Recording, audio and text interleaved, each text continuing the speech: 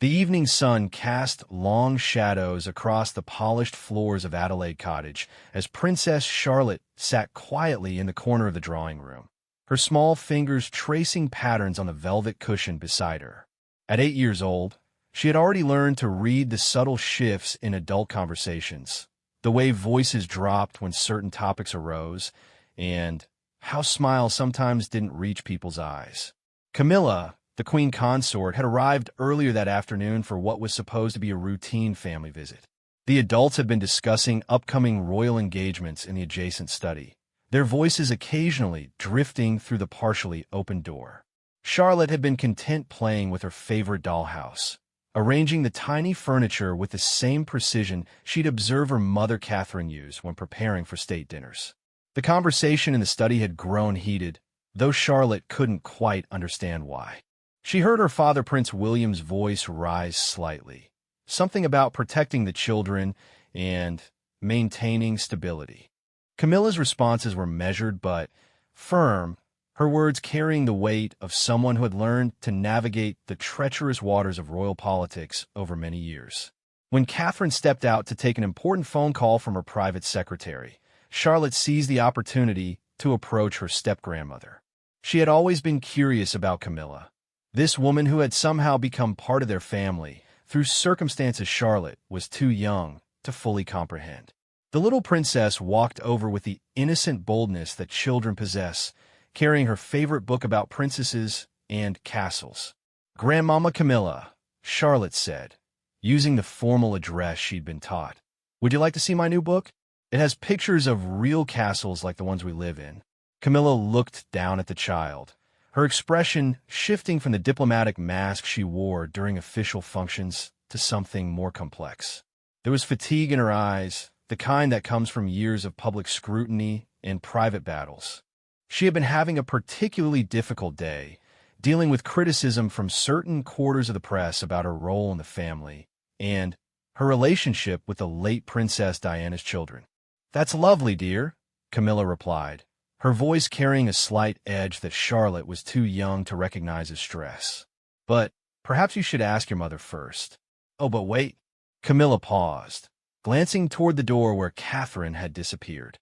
"I suppose that might be difficult, considering she's always so busy these days." Charlotte tilted her head, confused by the comment. "Mama isn't too busy for me," she said with the simple certainty of a child. "She reads to me every night and helps me with my homework." Something in Camilla's expression shifted then, a shadow passing across her features. The weight of her own insecurities, the constant comparisons to Diana, and the pressure of her position seemed to coalesce in that moment. "Does she really?" Camilla asked, her voice taking on a tone that would later haunt Charlotte's dreams. Or does she just do it because she has to? The little princess frowned, not understanding the implication. "What do you mean?" Camilla sat down on the edge of the sofa, bringing herself closer to Charlotte's eye level. What happened next would be something she would regret for years to come, a moment when her own pain and frustration clouded her judgment. "Sometimes, Charlotte, adults do things because they're expected to, not because they want to. Your mother, well, she never really wanted to have children so close together. She told me once that having you so soon after George was overwhelming for her." Charlotte's eyes widened, the book slipping from her small hands to land softly on the carpet. "That's not true," she whispered, but there was uncertainty creeping into her voice. "I'm not saying she doesn't love you now," Camilla continued, seemingly unable to stop herself from this destructive path. "But when you were born, she was quite stressed about it. She worried that having another child would interfere with her royal duties. She even mentioned to your father that maybe they should have waited longer." The words hung in the air like poison, seeping into Charlotte's young mind. Children at her age are particularly vulnerable to adult opinions, especially when those opinions come from figures of authority. They don't yet have the emotional tools to question or contextualize such statements. "But Mama always says she's happy I was born," Charlotte said, her voice smaller now, filled with a confusion that broke something inside her chest. "Well, of course she would say that now," Camilla replied, her own childhood wounds from being the other woman driving her words. She can hardly tell you otherwise. Can she? But between adults, she's expressed her concerns. She's often wondered if life would have been simpler with just George. Charlotte felt something cold settle in her stomach, a feeling she didn't have words for but would later recognize as the first seeds of self-doubt. She looked around the familiar room, suddenly seeing it differently. The family photos on the mantelpiece seemed to mock her now. Did her mother really smile in those pictures? Or was she just pretending? "I think you're wrong," Charlotte said with the last bit of defiance she could muster, but her voice wavered. Camilla seemed to realize then what she had done, seeing the devastation beginning to bloom in the child's eyes. "Oh, Charlotte, perhaps I shouldn't have said anything. These are complicated adult matters." But the damage was done.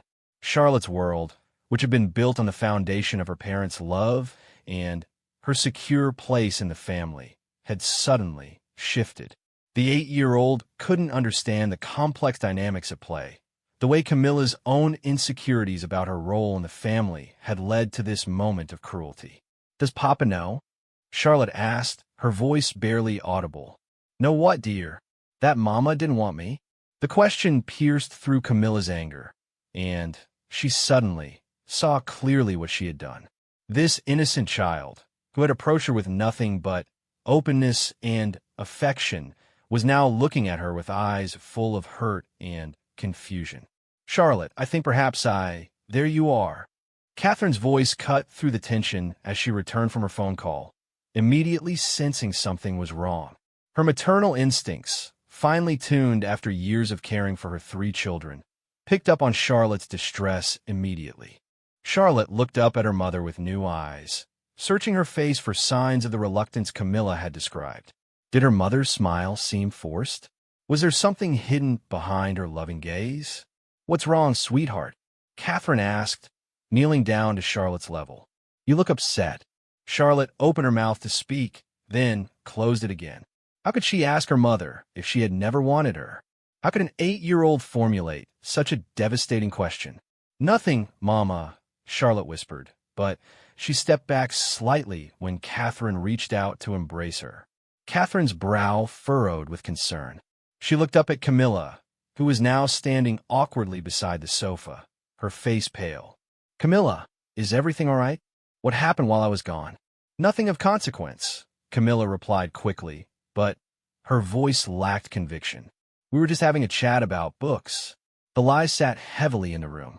Catherine could sense that something significant had occurred, but with Charlotte remaining silent and Camilla offering no real explanation, she was left to wonder what had transpired. As the afternoon wore on, Charlotte became increasingly withdrawn. She sat through tea without her usual chatter, picked at her favorite biscuits without enthusiasm, and seemed lost in thought when the adults discussed the upcoming school term. Every interaction with her mother felt different now, filtered through Camilla's poisonous words. When William finally returned from his meeting with palace officials, he immediately noticed Charlotte's subdued demeanor.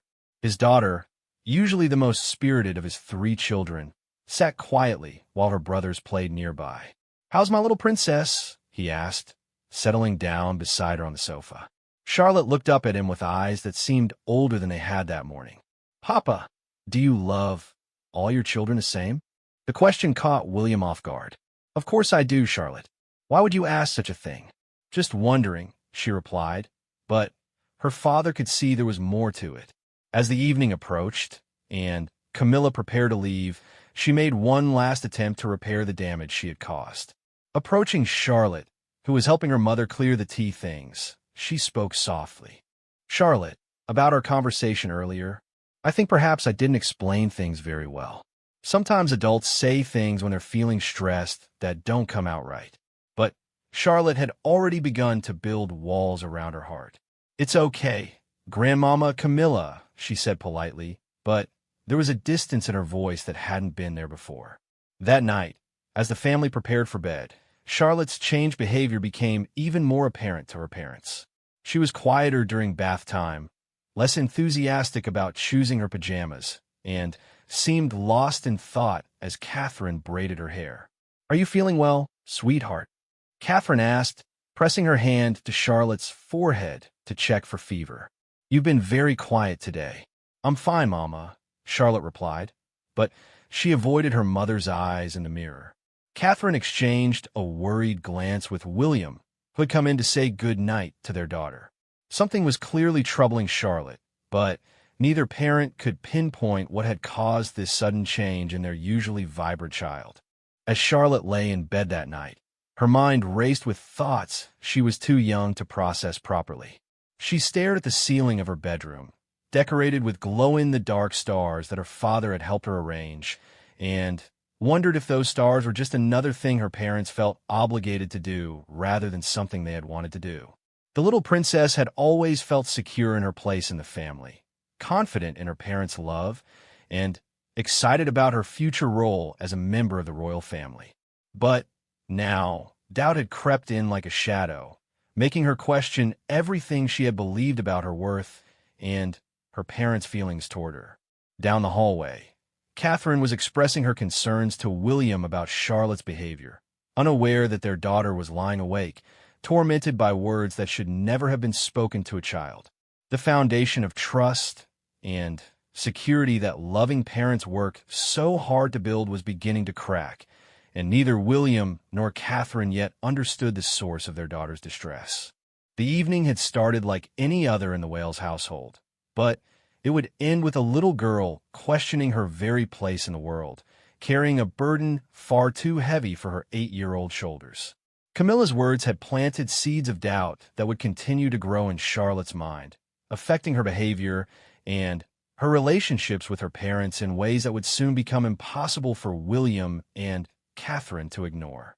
As the house settled into quiet, Charlotte finally drifted off to sleep, but her dreams were filled with questions and uncertainties that had never troubled her before. Tomorrow would bring new challenges as she tried to navigate her daily life, while carrying the weight of what she believed was an unwanted existence, setting the stage for the emotional revelation that would eventually bring this family crisis to light. The morning sunlight streamed through the tall windows of Adelaide Cottage, but Princess Charlotte felt as though she was living under a cloud. 3 days had passed since her conversation with Camilla, and each day brought new moments of doubt and confusion that the 8-year-old struggled to process. At breakfast, Charlotte found herself watching her mother with different eyes. When Catherine poured orange juice into her glass, Charlotte wondered if she was doing it because she wanted to or because she had to. When her mother reminded her to eat her porridge, Charlotte heard duty rather than care at her voice. Every interaction became filtered through Camilla's poisonous words, turning normal parental guidance into evidence of reluctant obligation. "Charlotte, you've barely touched your breakfast," Catherine observed, settling into the chair beside her daughter. "Are you feeling unwell? You've been so quiet lately." "I'm not hungry," Charlotte replied softly, pushing her spoon around in the bowl without taking a bite. Prince George, her older brother, looked up from his own breakfast with concern. At 10 years old, he was beginning to understand family dynamics better than his younger siblings, and he had noticed Charlotte's withdrawn behavior over the past few days. "Maybe she's nervous about the photography session this afternoon," George suggested, trying to help his sister. "You know how Charlotte usually gets excited about pictures, but she's been different lately." William, who was reviewing his schedule for the day while drinking his coffee, looked up at his daughter with growing concern. Charlotte had always been their most photogenic child, the one who naturally smiled for cameras and seemed to enjoy the formal aspects of royal life. Her current subdued state was completely out of character. "Is that what's bothering you, sweetheart?" William asked gently. "We can postpone the photographs if you're not feeling up to it." Charlotte shook her head, but not in the enthusiastic way she normally would have. Instead, it was a resigned gesture that seemed far too mature for her age. "No, Papa, I'll do the photographs. I know I have to." The phrase, "I have to," struck both parents as odd. Charlotte had never expressed their royal duties as obligations before. She had always seemed to genuinely enjoy the ceremonial aspects of their life, from wearing beautiful dresses to meeting interesting people during official engagements. Catherine reached out to touch Charlotte's forehead again, checking for signs of illness. "Charlotte, if something is bothering you, you can tell us. We're here to listen." For a moment, Charlotte looked as though she might speak.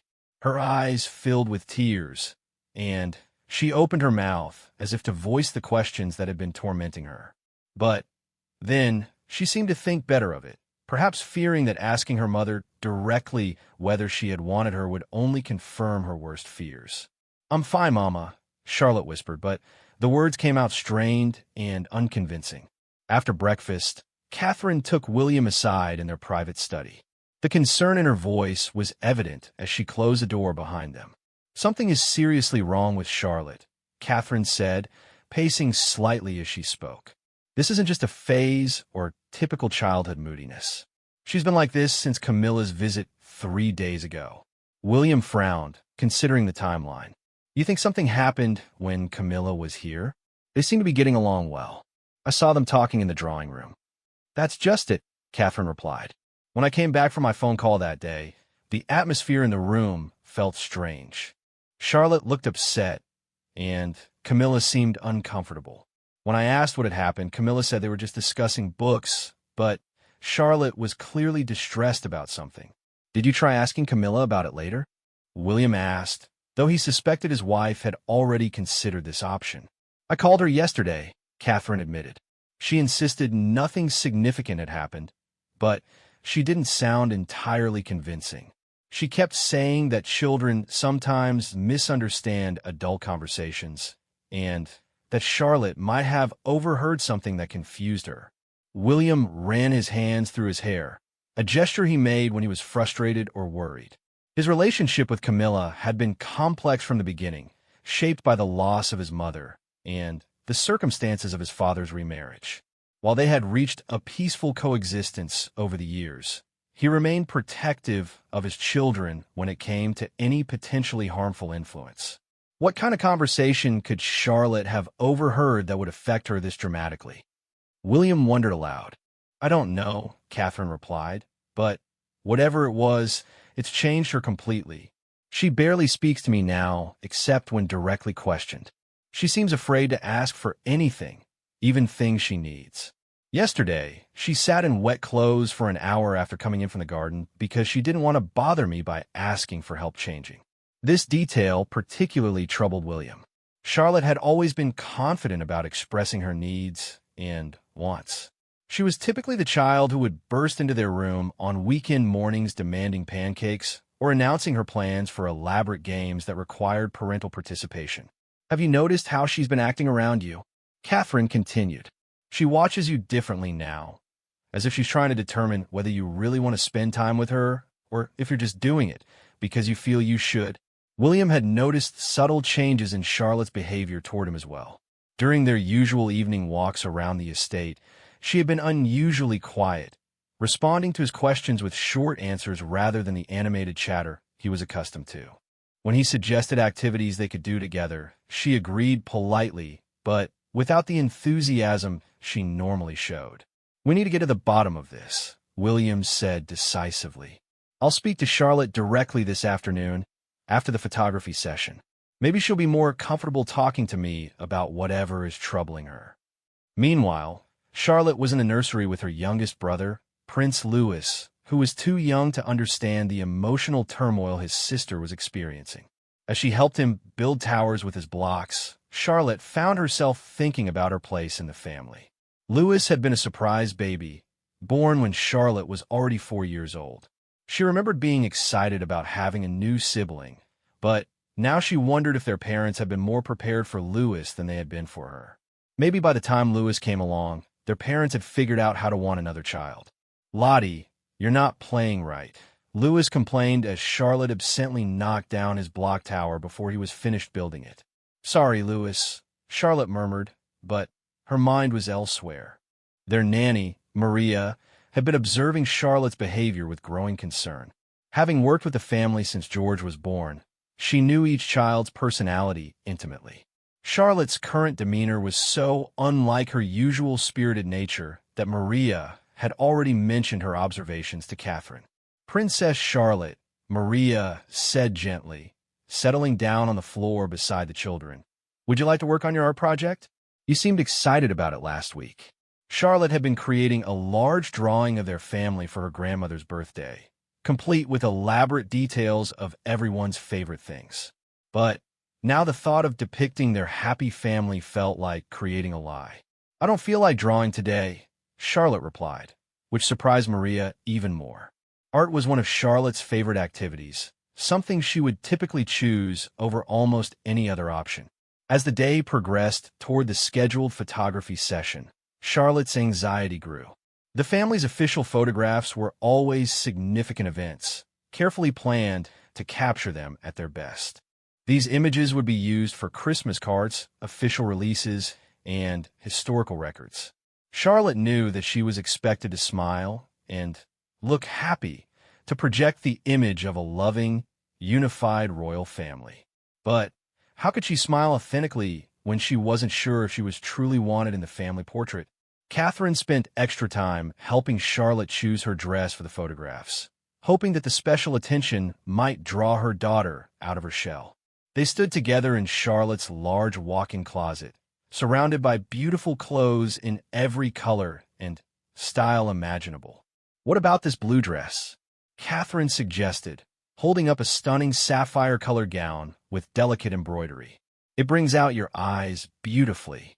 Whatever you think is best, Mama, Charlotte replied flatly, showing none of her usual opinions about fashion and colors.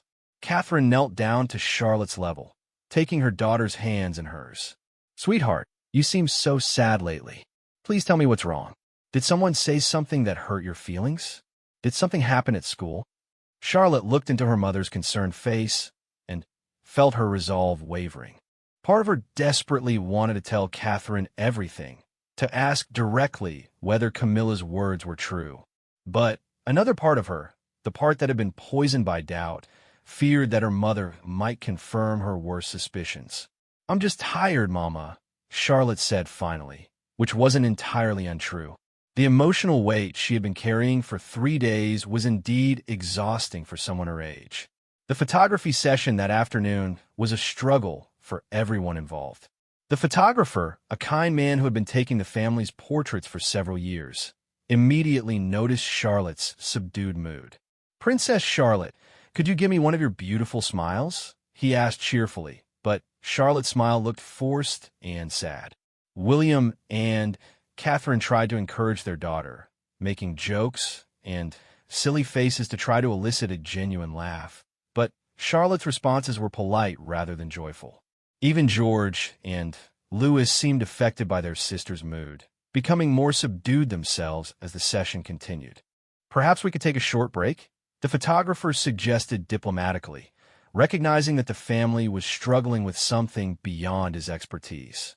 During the break, William took Charlotte outside onto the terrace, hoping that some fresh air and privacy might help her open up to him.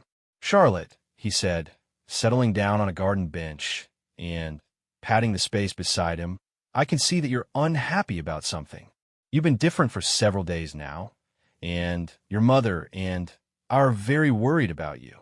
Charlotte climbed up onto the bench beside her father, but she sat farther away than she normally would have, maintaining a small but noticeable distance. Are you angry with Mama and me about something? William asked gently. If we've done something to upset you, we want to make it right. The question hit Charlotte like a physical blow. How could she tell her father that she wasn't angry with them, but rather afraid that they might be angry with her very existence? How could she explain that she was questioning whether they had ever wanted her in the first place? I'm not angry, Papa, Charlotte said quietly, but tears were beginning to form in her eyes. Then what is it, sweetheart? Please help me understand what's making you so sad. Charlotte looked up at her father's face, searching for signs of the reluctance that Camilla had described. William looked genuinely concerned and loving, but Charlotte had learned to doubt her own perceptions over the past few days. Papa, she began hesitantly, when I was born, were you happy? The question surprised William with its simplicity and depth. Of course I was happy, Charlotte. Your mother and I were overjoyed when you were born. You were such a beautiful, perfect little baby. But were you ready for me? Charlotte pressed, using language she had heard from Camilla. Was it the right time? William was beginning to sense that these weren't random questions from a child's curiosity, but rather that they stemmed from something specific Charlotte had heard or been told. Charlotte, he said, his voice becoming more serious. Did someone say something to you about when you were born? Did someone suggest that we weren't ready for you or weren't happy about having you? Charlotte's eyes widened slightly, and William knew he was getting closer to the source of her distress. I just want to know if you really wanted me, Charlotte whispered, or if I made things too hard for you, and, Mama. The words broke William's heart. The idea that his beloved daughter could doubt their love for her was devastating, but he realized that someone must have planted these doubts in her mind. Children didn't develop such specific insecurities without external influence. Charlotte, look at me, William said, gently turning her face toward his. Your mother and I wanted you very much. When we found out you were coming, we were thrilled. You have brought nothing but joy and love into our lives. Every single day with you has been a gift. Charlotte wanted to believe her father, but Camilla's words echoed in her mind. Adults said things to children to make them feel better, didn't they? How could she know if her father was telling her the truth or just trying to protect her feelings? Did someone tell you that we didn't want you? William asked directly. Because if they did, they were lying to you, Charlotte. And I need to know who said such a terrible thing. Charlotte looked down at her hands, torn between her loyalty to family harmony and her need to understand the truth. She had been raised to be polite to adults and not to cause trouble, but her father's direct question made it harder to keep her secret. The conversation was interrupted by Catherine, calling from the terrace doors that the photographer was ready to continue. As they walked back inside, William made a mental note to return to this conversation later that evening. He was determined to discover who had planted such destructive doubts in his daughter's mind, and to help Charlotte understand the truth about how much she was loved and wanted. The remainder of the photography session continued with Charlotte going through the motions of smiling and posing, but the joy that usually characterized family portraits was noticeably absent. William and Catherine exchanged concerned glances throughout, both recognizing that their daughter's distress was deeper and more serious than they had initially realized. That evening, as the family prepared for their usual bedtime routines, both parents knew that they needed to address whatever was troubling Charlotte before another day passed. The little girl's pain was becoming increasingly apparent, and they could see that she was struggling with something far beyond her ability to process alone. The stage was being set for the conversation that would finally bring Charlotte's burden into the light, revealing the damage that careless words can inflict on an innocent child's heart and the healing power of parental love when faced with such a crisis. That evening, the Wales household followed its usual bedtime routine, but underneath the familiar patterns, tension simmered. Catherine helped Charlotte into her favorite pajamas, while William supervised George and Louis brushing their teeth. However, both parents remained acutely aware that their daughter was still carrying whatever burden had been weighing on her for nearly a week. As Catherine brushed Charlotte's long hair, she watched her daughter's face in the vanity mirror. Charlotte sat unusually still, none of her typical fidgeting or chatter about her day. The 8-year-old's reflection looked solemn and far too serious for someone her age. Would you like me to braid your hair tonight, or would you prefer to leave it loose? Catherine asked, hoping to engage Charlotte in even small decisions that might help her feel more in control. Whatever is easier for you, Mama, Charlotte replied, a response that made Catherine's heart clench. Her daughter had never been concerned about making things easier for her parents before. Charlotte had always expressed her preferences clearly and confidently. Catherine set down the hairbrush and turned Charlotte around to face her directly. Sweetheart, I want you to tell me what you want. Not what you think I want to hear, but what would make you happy. Charlotte looked up at her mother's face, searching for signs of annoyance or impatience. When she found only genuine concern and love, she felt that familiar confusion that had been plaguing her all week. I like braids, Charlotte said softly, then quickly added, but only if you don't mind doing them. I never mind taking care of you, Charlotte, Catherine said firmly, beginning to weave her daughter's hair into the loose braid she preferred for sleeping. Taking care of you and your brothers is one of my favorite parts of every day. You never have to worry about being too much trouble or asking for too much. The words were meant to be comforting, but they only served to remind Charlotte of Camilla's claims that her mother found her overwhelming.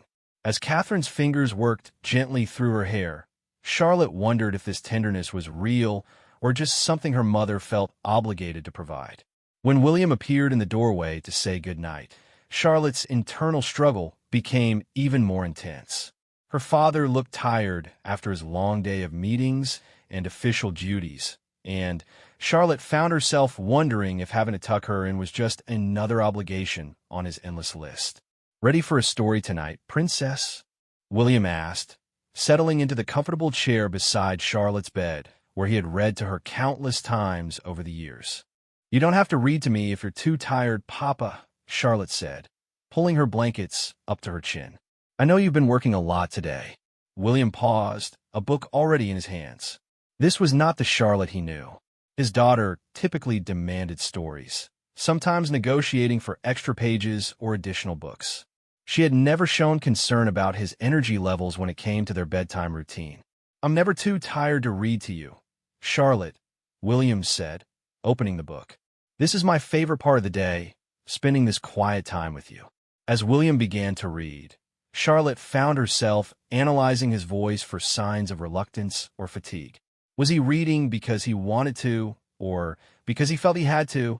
The story, which would normally have captured her complete attention, seemed distant and unimportant compared to the questions swirling in her mind. Catherine had settled into the other chair in Charlotte's room, something she often did when she sensed one of her children needed extra comfort. Tonight, her presence felt both soothing and concerning to Charlotte. Was her mother staying because she wanted to spend more time with her, or because she was worried about something? As the story came to an end, William closed the book and leaned over to kiss Charlotte's forehead. "Sweet dreams, my darling girl. I love you very much."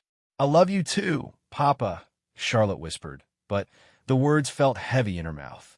Catherine followed with her own good-night kiss, smoothing the blankets around Charlotte's small form. "If you need anything during the night, anything at all, you come find us.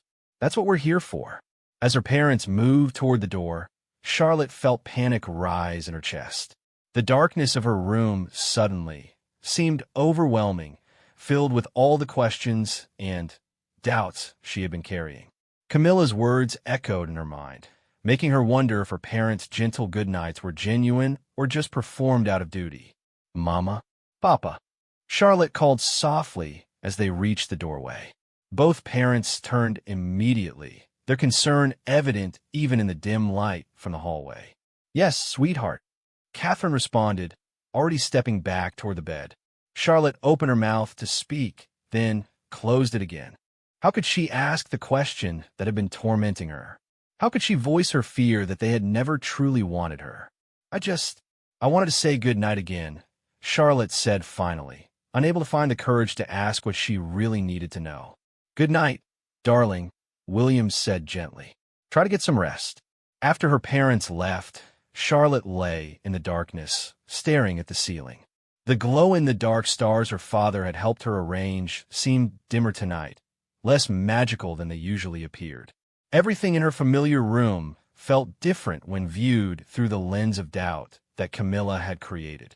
Down the hallway, William and Catherine were having their own conversation about Charlotte's continued strange behavior. "She's getting worse, not better," Catherine observed as they prepared for bed. "Did you see how she was analyzing everything we said and did tonight? It's like she's looking for evidence of something." "I had a conversation with her this afternoon during the photography break," William revealed. "She asked me if I was happy when she was born and whether we were ready for her." "These aren't random questions, Catherine. Someone has specifically made her doubt our feelings about her birth." Catherine felt anger rising in her chest. Who would say such things to a child? And why? I suspect it has something to do with Camilla's visit, William said. The timeline matches perfectly, and you said yourself that the atmosphere felt strange when you returned from your phone call that day. But what could Camilla possibly have said to Charlotte that would create this level of distress? Catherine wondered. Even if she was having a bad day or said something thoughtless, surely she wouldn't deliberately hurt Charlotte. William considered his stepmother's complex relationship with his children.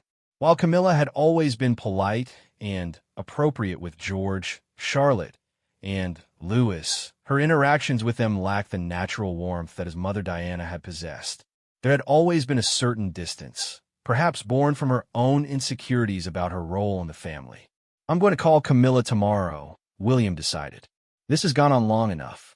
Charlotte is clearly in pain, and if Camilla said something that caused this, she needs to help us fix it. What if she denies it? Catherine asked. What if she claims nothing happened, like she did when I called her? Then, we'll deal with that when it happens, William replied. But, right now, our priority has to be helping Charlotte understand that whatever she's been told is wrong. The next morning brought no improvement in Charlotte's demeanor. If anything, she seemed even more withdrawn, going through the motions of her morning routine with mechanical precision. At breakfast, she ate only when directly encouraged, and her responses to questions were minimal. George, who had been observing his sister's behavior with growing concern, finally decided to intervene in his own way. Charlotte, he said during a quiet moment when their parents were discussing the day's schedule, are you mad at me about something? You've been really quiet lately, and you didn't want to play our castle game yesterday. Charlotte looked at her older brother with surprise.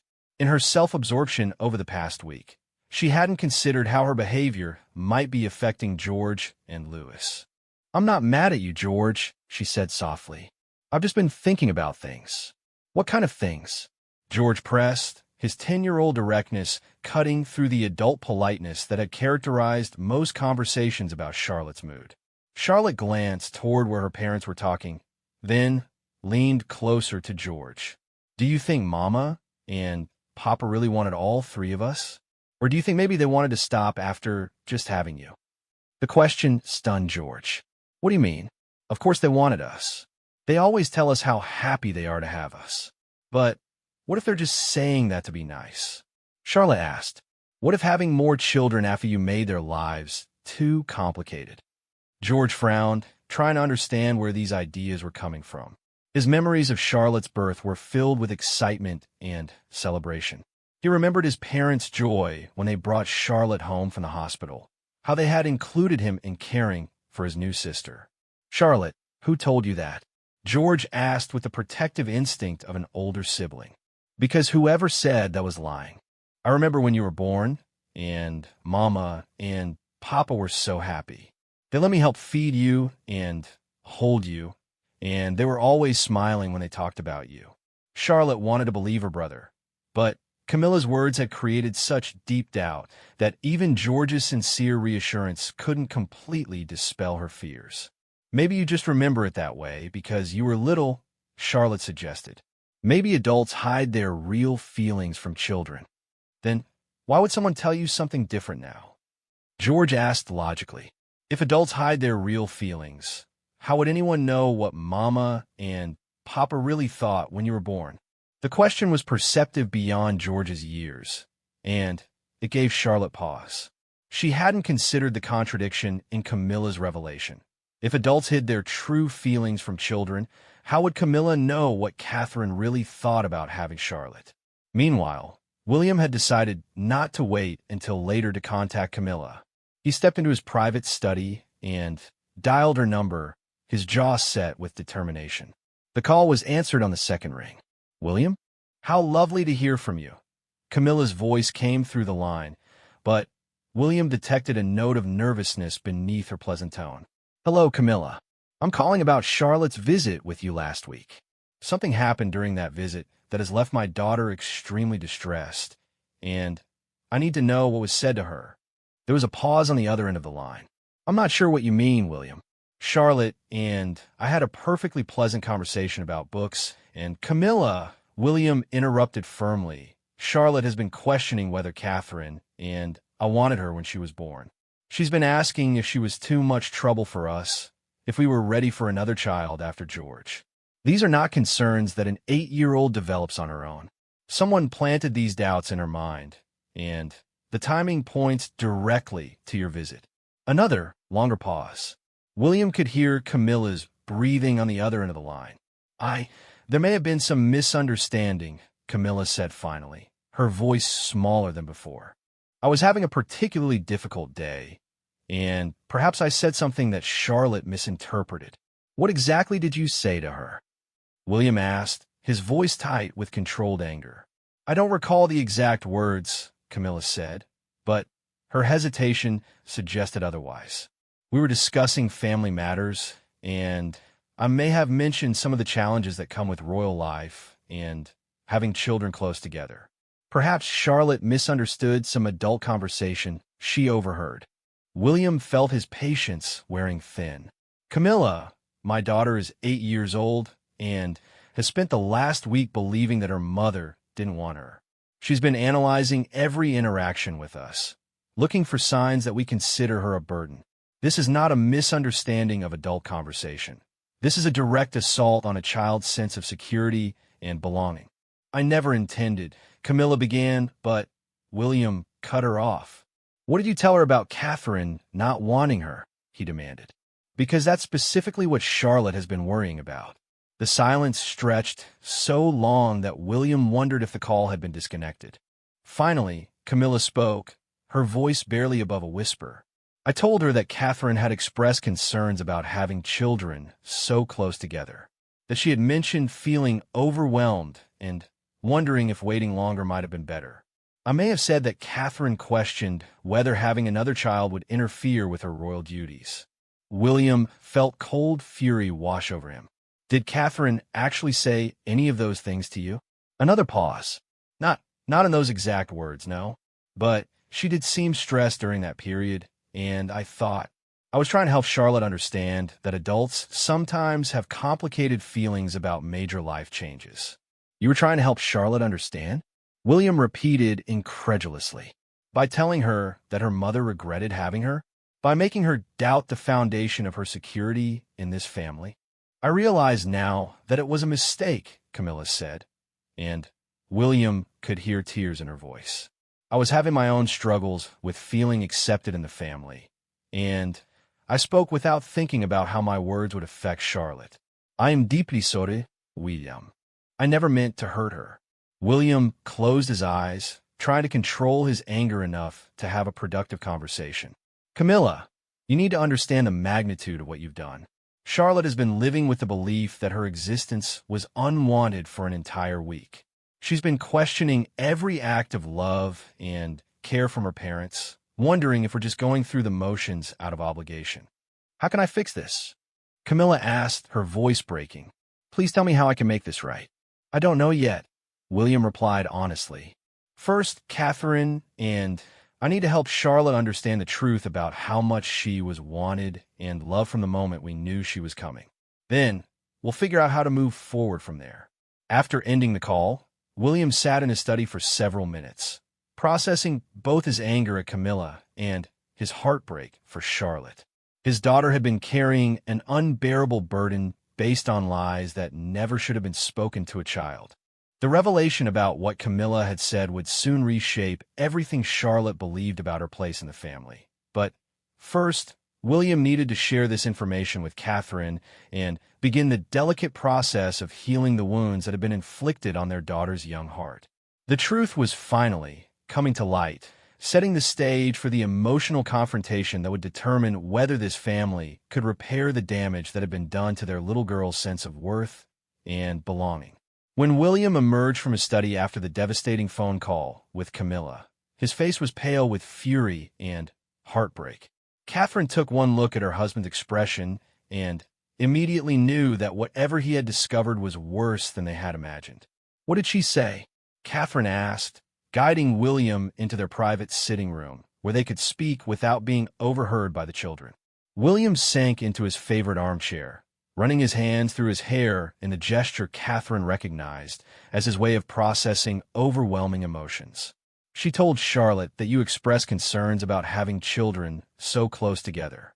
She said that you were overwhelmed after George and wondered if waiting longer would have been better. She even suggested that you worried having another child would interfere with your royal duties. Catherine felt the blood drain from her face. She said, "What?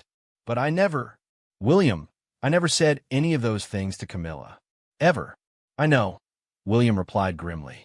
When I pressed her about whether you actually said those words, she admitted that you hadn't. Not in those exact terms. She was projecting her own insecurities about her place in our family onto our daughter. So, she lied to Charlotte? Catherine's voice rose with indignation. She made up a story about me not wanting my own child and told it to an 8-year-old? William nodded, his anger evident in every line of his body. She claimed she was trying to help Charlotte understand that adults have complicated feelings about major life changes. As if that justifies traumatizing a child with fabricated doubts about her mother's love. Catherine stood up abruptly, pacing to the window as she tried to process this revelation.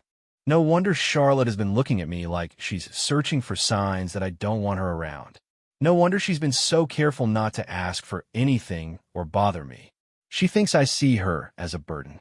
"We need to tell her the truth," Williams said. "Tonight, she's been carrying this poison for over a week, and every day it stays in her system does more damage."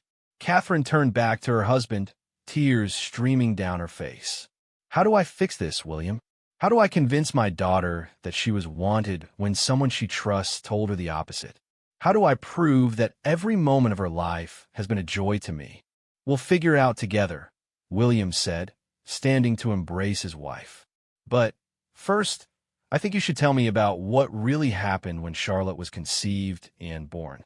Not because I doubt your feelings, but because Charlotte is going to need specific memories and details to counteract the lies she's been told." Catherine nodded, wiping her tears as she gathered her thoughts. "Do you remember how we felt after that miscarriage before Charlotte? We were so heartbroken, and we wondered if we would ever have another child. When we found out I was pregnant again, we were beyond ecstatic. You cried, William. You actually cried with joy." William smiled at the memory. "And you called your mother immediately, even though it was 5 in the morning. You woke up the entire household because you were so excited you couldn't wait another minute to share the news. I started buying things for the baby that very week," Catherine continued. "Little dresses and toys, even though we didn't know yet that she was a girl. I was so eager to prepare for her arrival. And when we found out we were having a daughter," she paused, overwhelmed by the memory. "You said it felt like fate," William finished. "You said you had always dreamed of having a daughter, someone who might help bridge the gap left by my mother's death. You wanted Charlotte so desperately. And when she was born," Catherine said, her voice growing stronger with the power of these genuine memories, "I remember looking at her little face and feeling complete in a way I hadn't even realized I was incomplete. She was absolutely perfect, William.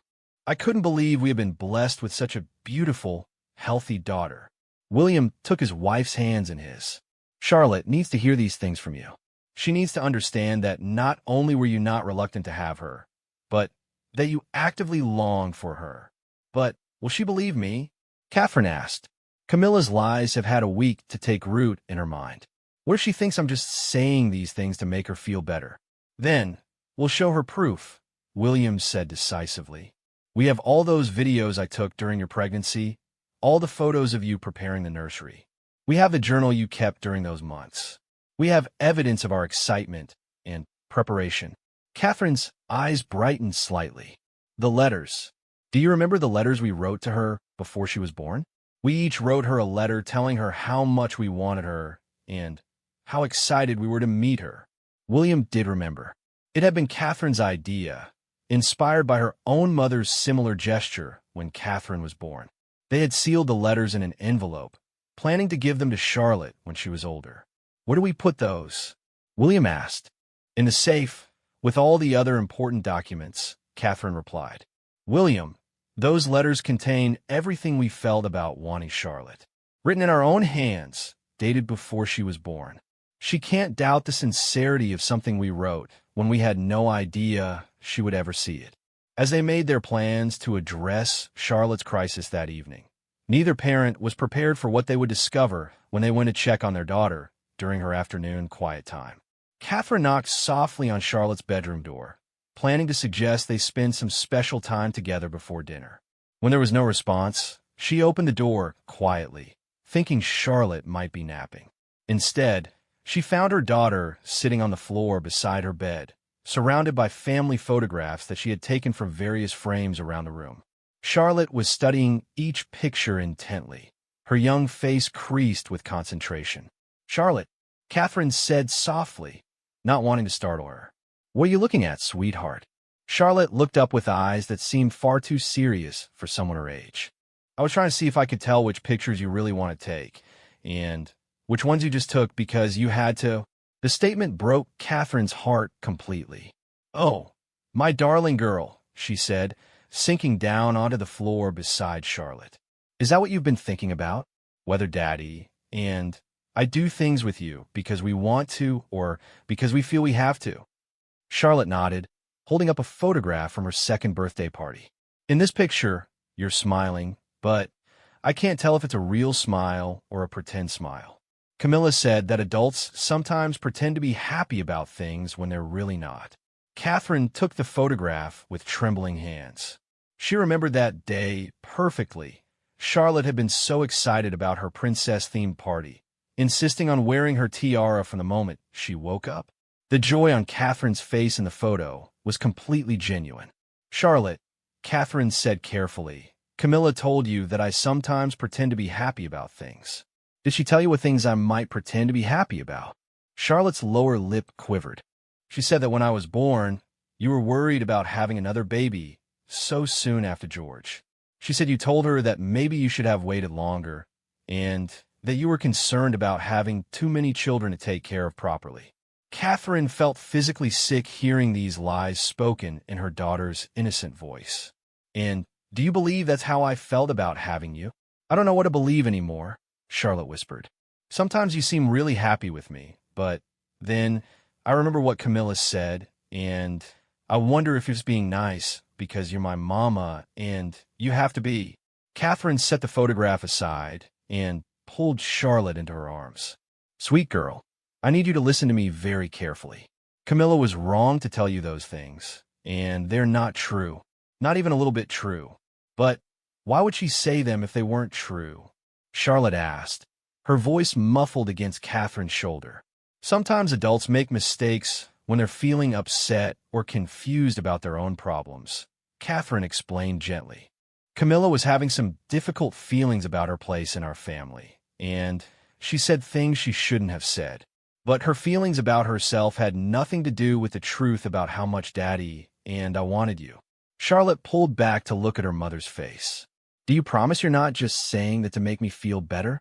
"I promise," Catherine said firmly. "And tonight, Daddy and I are going to show you some things that will prove to you exactly how much we wanted you and how happy we were when we found out you were coming." "What kind of things?" Charlotte asked, a tiny spark of hope flickering in her eyes for the first time in over a week. "Special things we saved from before you were born," Catherine said mysteriously. "Things that show exactly how we felt about you before you were even here." That evening, after dinner, William and Catherine asked George and Louis to play in the nursery for a while so they could have some special time with Charlotte. The little princess followed her parents into their bedroom, where William had laid out several items on the bed. "Charlotte," William began, "we want to show you some things that we've saved since before you were born. These are proof of how much we wanted you and how excited we were about your arrival." He picked up the first item, a leather-bound journal with Catherine's elegant handwriting on the cover. "This is a diary that Mama kept while she was pregnant with you. Would you like her to read some of it to you?" Charlotte nodded, climbing up onto the bed between her parents. Catherine opened the journal to a page she had marked earlier. "This entry is from when I was about 4 months pregnant with you," Catherine said. "I wrote, I felt the baby move today for the first time. William, and are so excited to meet our little one. We talk about the baby every night, what she might look like, what her personality might be like, how George will be as a big brother. I can hardly wait to hold her in my arms." Charlotte listened intently as Catherine continued reading entries that documented the excitement and anticipation both parents felt throughout the pregnancy. "And this," William said, producing a sealed envelope, "is something very special. Before you were born, Mama and I each wrote you a letter telling you how much we wanted you and loved you already. We've been saving these letters to give to you when you were older, but we think you need to see them now." With Charlotte watching closely, William opened the envelope and unfolded 2 letters. The one in his handwriting was dated 3 months before Charlotte's birth. "My dearest daughter," William read aloud, "your Mama and I cannot wait to meet you. We dream about you every night and wonder what you will be like. George is so excited to have a little sister, and we are all preparing our hearts for the love we know we will feel for you. You're already so wanted and so loved, little one. We promise to protect you and cherish you for all the days of our lives." Tears were streaming down Charlotte's face as she listened to her father's words, written before she even existed in the world. Catherine's letter was equally moving, filled with specific hopes and dreams for their daughter. As she read about her excitement over choosing Charlotte's name, preparing her nursery, and imagining their life as a family of 5, Charlotte began to understand the depth of deception in Camilla's words. "These letters," Catherine said, "were written when we had no idea you had ever read them. We wrote them just for ourselves, to capture our feelings about your coming into our lives. They show exactly how we felt about you before you were born." Charlotte looked between her parents, processing this evidence of their genuine love and excitement. "So, Camilla was lying? You really did want me?" "We desperately wanted you, Charlotte," William said, pulling his daughter close. "From a moment we knew you were coming, you were the most precious gift we could imagine. And every day since then has only made us love you more." "But why did Camilla say those things if they weren't true?" Charlotte asked, still trying to understand how an adult could have been so wrong about something so important. Catherine and William exchanged glances, knowing that this part of the explanation would be difficult for Charlotte to understand. "Sometimes," Catherine said carefully, "when adults are feeling insecure or worried about their own place in a family, they might say things that aren't true because they're feeling hurt or confused. Camilla has sometimes felt uncertain about her role in our family, and those feelings made her say things she shouldn't have said. So she was feeling bad, and she made me feel bad too?" Charlotte asked with a child's straightforward logic. "Yes," William confirmed. "And what she did was very wrong, even though she may not have realized how much her words would hurt you." Charlotte was quiet for a long moment, processing everything she had heard and seen. Finally, she looked up at her parents with eyes that seemed clearer than they had in days. "I was really scared that you didn't want me," she admitted. "I kept thinking that maybe I was too much trouble and that you wish you only had George and Louis." "Never," Catherine said firmly, wrapping Charlotte in another embrace. "You could never be too much trouble. You are exactly the daughter we dreamed of, and we cannot imagine our family without you." As the evening continued, Charlotte began to return to something closer to her normal self. The weight that had been pressing down on her for over a week was finally lifting, replaced by the security of knowing that her parents' love for her was real and had been real from the very beginning. The crisis was far from completely resolved, but the foundation for healing had been laid. Charlotte would need time to fully process and overcome the damage that Camilla's words had caused, but she now had concrete evidence of her parents' love to counteract the lies she had been told. The revelation had brought the family's pain into the light, setting the stage for the final phase of healing and the difficult conversation about how to move forward in their relationship with Camilla. The morning after the revelation brought a noticeably different atmosphere to Adelaide Cottage. For the first time in over a week, Charlotte came down to breakfast with something approaching her usual energy. While she wasn't completely back to her normal spirited self, the heavy cloud of doubt that had been hanging over her seemed to have lifted considerably. "Good morning, Mama, Papa," Charlotte said, actually making eye contact with her parents instead of the downward glances that had characterized her behavior for days. "Good morning, my darling," Catherine replied, her voice warm with relief. "How did you sleep?" "Better," Charlotte admitted, climbing into her usual chair at the breakfast table. "I kept thinking about the letters you and Papa wrote to me. It made me feel—" She paused, searching for the right word. "Safe." William exchanged a meaningful look with Catherine. The word choice was telling. Charlotte had been feeling unsafe, uncertain about her place in the family, and now she was beginning to reclaim that sense of security. "I'm so glad to hear that, sweetheart," William said, pouring orange juice into Charlotte's favorite glass. "Do you have any questions about anything we talked about last night?" Charlotte considered this for a moment, her 8-year-old mind still processing the complex emotions and revelations of the previous evening. "I understand that you and Mama really wanted me, and that Camilla was wrong to say those things. But I still don't understand why she would say them if they weren't true." It was a perceptive question that demonstrated Charlotte's need to make sense of the adult motivations that had caused her so much pain. Catherine sat down beside her daughter, choosing her words carefully. "Charlotte, you know how sometimes when you're feeling frustrated or hurt, you might say something to George or Louis that isn't very nice, even though you don't really mean it?" Charlotte nodded, remembering occasions when sibling rivalry had led to unkind words. "Well, adults sometimes do that too, but it's much worse when adults do it because children believe what adults tell them." Camilla was feeling frustrated and uncertain about some things in her own life, and she said things to you that she shouldn't have said. It doesn't excuse what she did, but it might help explain why it happened. "Was she jealous of me?" Charlotte asked with the directness that children often possess when adults are trying to dance around difficult topics. The question caught both William and Catherine off guard, but they realized Charlotte deserved an honest answer appropriate for her age. "I think," William said slowly, "that Camilla sometimes feels uncertain about her place in our family because she knows how much we love my mother, your grandmother Diana. Sometimes that makes her feel insecure, and when people feel insecure, they sometimes say or do things that aren't very wise." Charlotte absorbed this information thoughtfully. "So, because she was sad about Grandmama Diana, she tried to make me sad too?" "Not deliberately," Catherine clarified. "I don't think Camilla intended to hurt you the way she did. But her own sadness and confusion led her to say things that were very hurtful to you, and that was wrong of her." "What happens now?" Charlotte asked. "Do I have to pretend like nothing happened when I see her again?"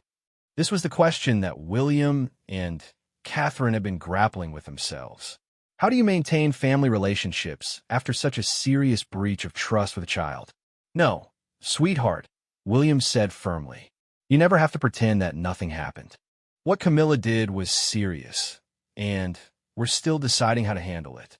But I want you to know that your feelings about this are important, and we won't force you to act like everything is fine if it's not."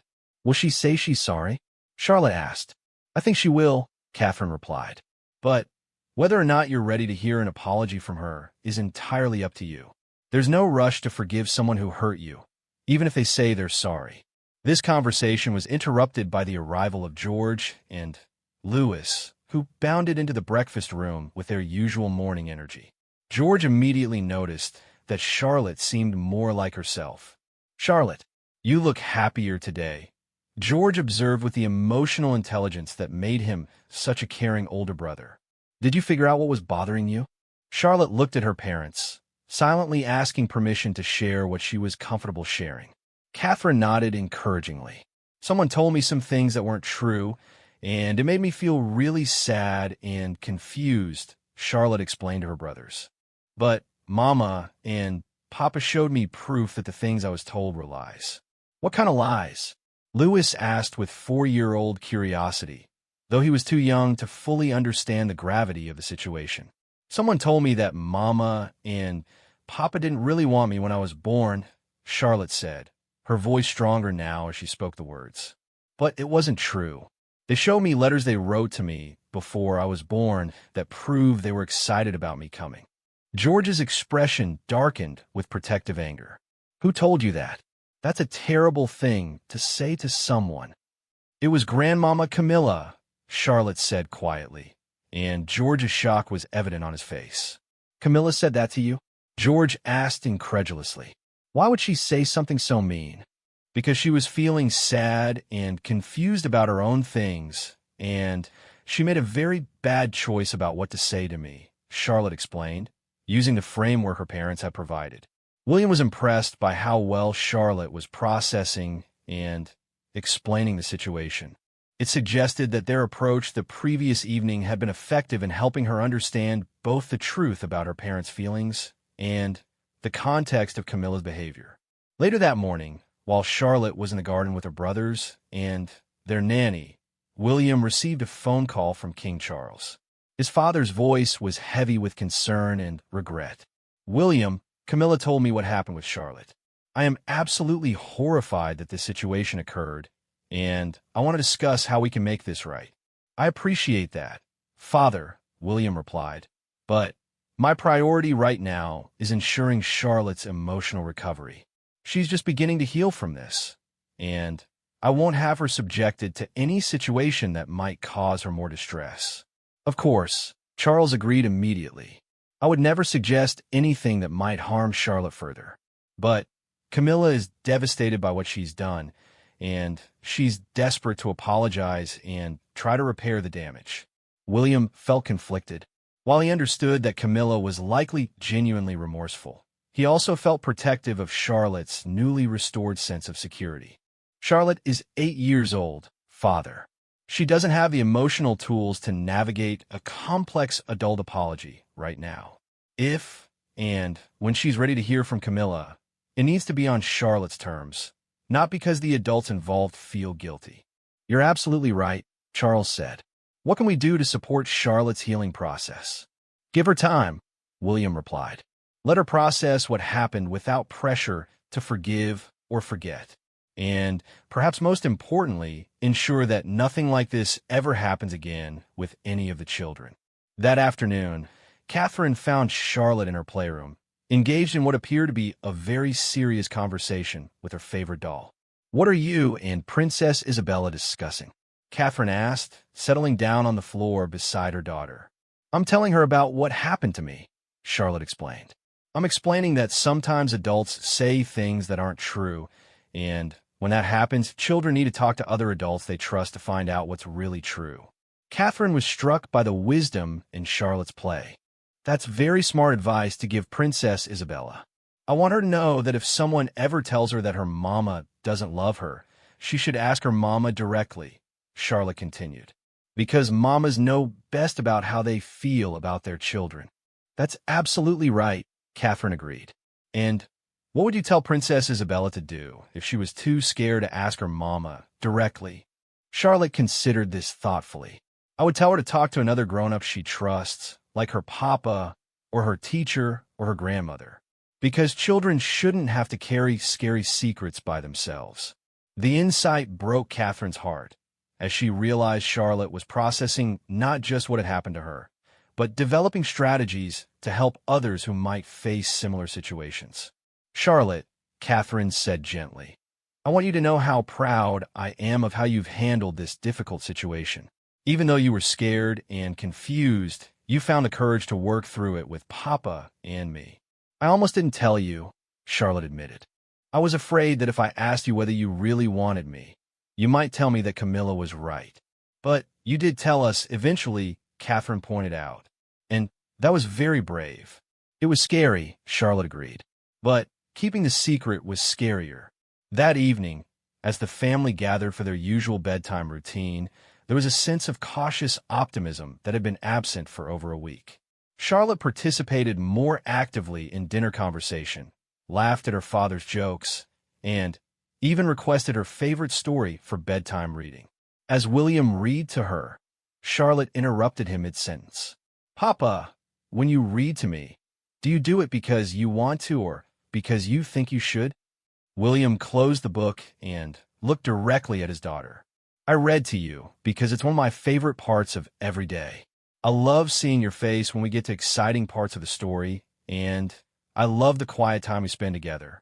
I would read to you every night, even if no one told me I was supposed to. Charlotte smiled, the first completely unguarded smile her parents had seen from her in days. I believe you, she said simply. Later, as Catherine tucked Charlotte into bed, her daughter had one more question. Mama, will I ever stop feeling a little bit sad about what Camilla said to me? Catherine considered the question carefully, knowing that Charlotte deserved an honest answer. I think the very sad feelings will get smaller and smaller until they don't hurt anymore, Catherine said. But you might always remember what happened, and that's okay. Sometimes when we remember difficult things that happened to us, it helps us be kinder to other people who might be going through similar situations. Like how I was helping Princess Isabella today.